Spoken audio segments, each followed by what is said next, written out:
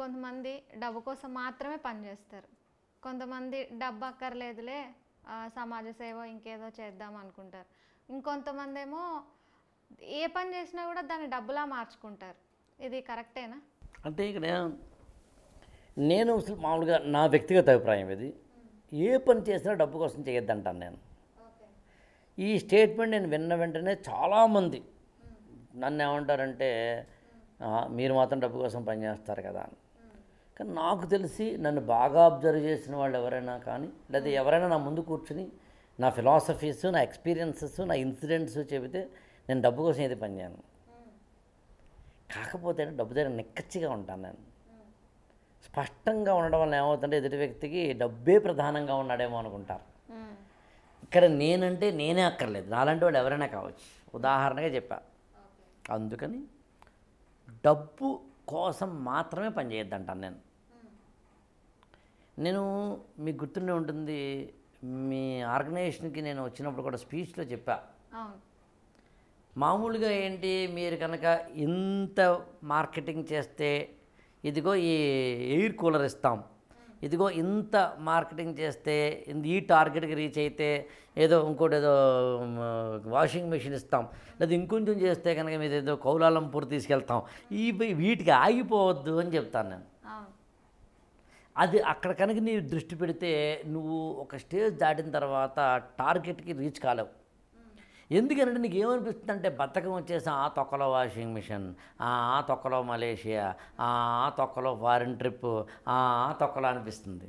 అందులో పని చేసేటప్పుడు నువ్వు ఎప్పుడూ కూడా నీ ఇంట్రిన్సిక్ వాల్యూగా మనీని పెట్టుకోకు, ప్రైడ్ని పెట్టుకుంటాను నేను, వాల్యూని పెట్టుకుంటాను నేను, రూల్ని పెట్టుకుంటాను నేను, బ్రాండ్ని పెట్టుకుంటాను నేను, అకాంప్లిష్మెంట్ని పెట్టుకోమంటాను, లేదా ఆనందాన్ని పెట్టుకోమంటాను.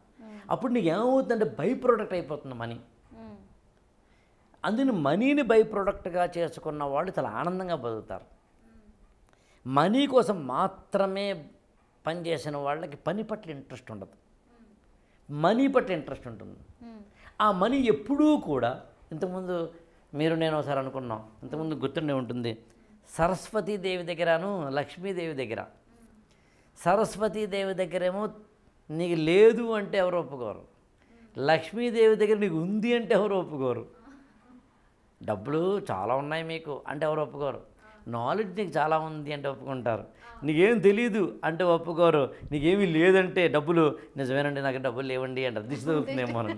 సో అందుకని బేసికల్గా హ్యూమన్ సైకాలజీలో నేను నమ్మే ప్రధానమైన సిద్ధాంతం ఏంటంటే, డబ్బు దగ్గరికి వచ్చేసరికి నీ ఫిలాసఫీలో మనీ కోసమే పని చేయడం అనేది తగ్గించి, పని కోసం పనిచేయి, విజయం కోసం పనిచేయి, ప్రైడ్ కోసం పనిచేయి, బ్రాండ్ కోసం పనిచేయి, ఆనందం కోసం పనిచేయి, అకాంప్లిష్మెంట్ కోసం పనిచేయి, పని చేయాలి కాబట్టి పనిచేయి అన్నట్టుగా ఎప్పుడైతే నువ్వు రీచ్ కాగలిగావో డబ్బు ఆటోమేటిక్గా వస్తుంది.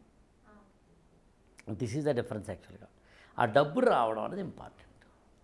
అది ఎంతలా వచ్చింది నీకు, అందుకు నేనైతే ఎప్పుడు కూడా మనీ కోసమే చేయొద్దంటాను. ఏ పని చేసినా మనీ ఇంపార్టెంటు అనేది.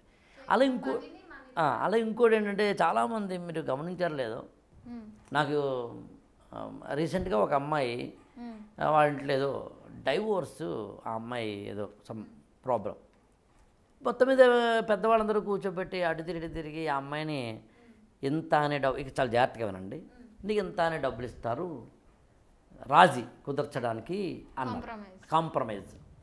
ఆ అమ్మాయి పేరెంట్స్ కూడా దాదాపు ఒప్పుకున్నారు, ఏదో 50 లక్షలు 60 లక్షలు అంతేదంతా, మిగిలిన వాళ్ళు కూడా ఒప్పుకుని ఉంటారు. ఈ అమ్మాయి అందట యాక్చువల్గా నాకు చెప్పింది రైటో రాంగో చెప్పండి సార్, ఈ అమ్మాయి అందట డబ్బు కోసం నేను అవను పిటిషన్ వేయడానికి, మా ఆయన చేసిన తప్పని చెప్పడానికి, లేదా నా మ్యారేజ్ నిలబడదని చెప్పడానికి డబ్బు కారణం కాదు. నేను ఇప్పుడు డబ్బు తీసుకుని కనుక దీన్ని కాంప్రమైజ్ చేసుకున్నానంటే నా క్యారెక్టర్ లేనట్టు అర్థం. నాకు డబ్బు అక్కర్లేదు, నాకు న్యాయం చేయాలి, చెయ్యలేకపోతే పొండి ఇక్కడ నుంచి, డబ్బు మాత్రం తీసుకుని అందట. ఆ అమ్మని అందరూ అన్నారట, పిచ్చిదానివే నువ్వు అన్నారట. అప్పుడు నన్ను అడిగింది ఆమె రైటా రాంగ్ అంటే అన్నాను, ఎస్, తన మీద తనకు గౌరవం ఉన్నవాడు డబ్బు కోసం పడిపోవడం. నువ్వు చేస్తున్న పనికి డబ్బుని ధర్మబద్ధంగా తీసుకోవడం గురించి మాట్లాడట్లేదు మనం. అందుకని చాలా సందర్భాల్లో నేను మీ సభల్లో కూడా చెప్పాను, మీ ఆర్గనైజేషన్కి వచ్చినప్పుడు చట్టబద్ధంగా, న్యాయబద్ధంగా, ధర్మబద్ధంగా డబ్బు సంపాదించద్దని ఎవరు అనట్లేదు ఇక్కడ. డబ్బు సంపాదించమని లక్ష్మీదేవిని హిందూ ఫిలాసఫీలో పెట్టిన ఇండియాలో పుట్టావు నువ్వు, డబ్బు సంపాదించవరన్నారు. అందుకని ఆ డబ్బు సంపాదించడానికి నువ్వు ఎంత దిగజారిపోతున్నావు అనే దాని గురించి మాట్లాడుతున్నావు, ఎంత డిగ్నిఫైడ్గా ఉన్నావు అనే దాని గురించి మాట్లాడుతున్నావు.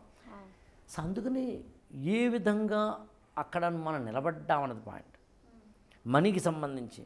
అందుకని బై ప్రొడక్ట్ చేసుకోండి అంటాను నేనైతే. కొంతమంది సమాజ సేవ చేస్తాం మేము, డబ్బంతా ఖర్చు పెట్టండి, అది వాళ్ళ వ్యక్తిగతం, ఎవరి వ్యక్తిగతం వాళ్ళు. నాకు డబ్బులు నేను సమాజ సేవ చేసుకుంటాను, నాకు ఆనందం అది అంటారు. లేదా కొంతమంది డబ్బు కోసమే పనిచేస్తారు. నేను డబ్బు కోసమే పనిచేస్తున్న వాడికి ఇందాక చెప్పినట్టుగా వాడికి ఆనందం ఉండదు అనుకుంటాను ఎప్పుడు నేను, ఏమో తెలియదు. ఎందుకంటే ఎప్పుడు డబ్బు పట్ల మనకి డిసాటిస్ఫాక్షన్ ఉంటుంది. ఒక వ్యక్తి 10,000 రూపాయల కోసం పనిచేసాడు అనుకుందాం, అవతల వ్యక్తి ఓకే అన్నారు అనుకుందాం, 10,000 ఇస్తాను, వీడికి ఎప్పుడు అనిపిస్తుంది నేను 20,000 అడుగుతా.